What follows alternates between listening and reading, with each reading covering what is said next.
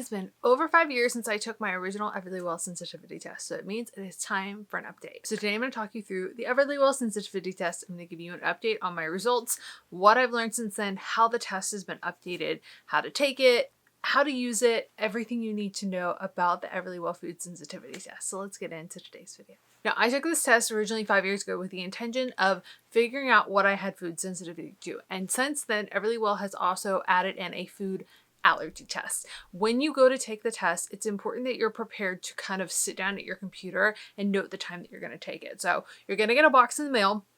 It's going to have every single thing that you need. Make sure you take every single thing out of the box because they like to put the mailing packet in the very, very bottom. So if you're like, how do I mail this stuff back? Just make sure you're taking everything out of the box. You're going to get your lancets, which are the things that like help you snap your fingers so that you can take the actual test and get the blood. You're going to get Band-Aids. You're going to get the card that you need. You're going to get a biohazard bag. Every single thing you need is going to come inside the bag.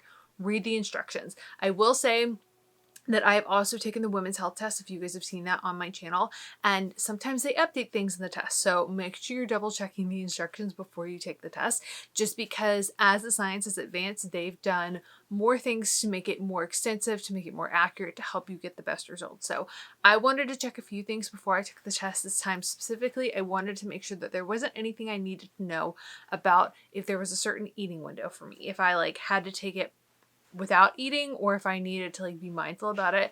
There's no requirements there. You can pretty much take it whenever works for you. Just know that it's best if you're able to like put a time in, because when you go to register the test online, it's going to ask for the time that you've taken it, versus if you're going to register a test like the women's health test, or you can go ahead and register it and then add the little bits as you do it. It's kind of an all one shot thing. Now, I took the test on a Saturday, Sunday. I mailed it on a Monday. They got my test on Thursday and I had my results on a Friday. Like, it all happened within a week. It was so easy, super, super quick, and it's really just a great overview. Now let's talk about the accuracy of the results. The first time I took the test, I wasn't 100% sure how I felt about it. I had very mixed feelings about the test. This time around, I feel like it's really accurate to my diet right now at this moment. And it's something that I've noticed over the last few years, but it's something that I've also just become more mindful of as I've educated myself in the wellness space, is that, you know, when we're really consuming certain foods consistently and a lot of them, our bodies can become more sensitive to them. So things on my test last time that registered did not register this time, which isn't completely uncommon because sometimes your body needs a break. You just need a chance to heal from those. Some things I was a little shocked by. Personally, I'm going to do what I did last time, and I'm going to kind of tackle it a little bit at a time. There are certain things that I've cut out of my diet in the last few years as I've really like dove into healing my hormones, so I wasn't really reactive to those things anymore. And they do also ask you if you have like a history of anything before you take the test, specifically lactose, which apparently I did not know until taking it this time. You test for lactose intolerance completely differently than how you test for like a food sensitivity in the blood type testing. So I don't consume dairy, and it was kind of interesting to see how that went across the board. I've had some butter and like a little bit of things, but for the most part, like cheese, ice cream, your bigger dairy things, I pretty much went dairy free 9 years ago. So seeing how that reflected in my test was quite fascinating. So I registered this time with things in the normal to mild range, which tells me maybe there are some things that I'm eating too much of. Maybe I need to take a step back. Chicken, egg white, and egg yolk were big for me. So that's going to be an adapter.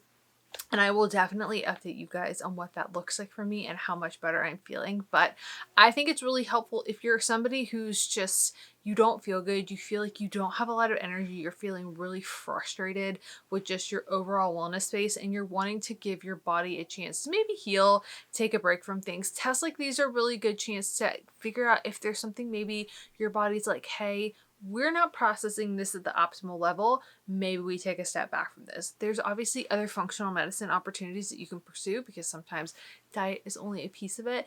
But this is a way that if you're looking to like empower yourself now and to really just start to take a look at some of the things that your body is getting too much of, or ways that you can balance your diet and just feel a bit better, the food sensitivity test is fantastic for that. I do have a discount code. I will leave it in the description box below. Guys, welcome to Editing Room Savvy, because I realized that I did not give you the tips that I wanted to for taking this test. You're reading the instructions, it will tell you very specifically what you should do for the test.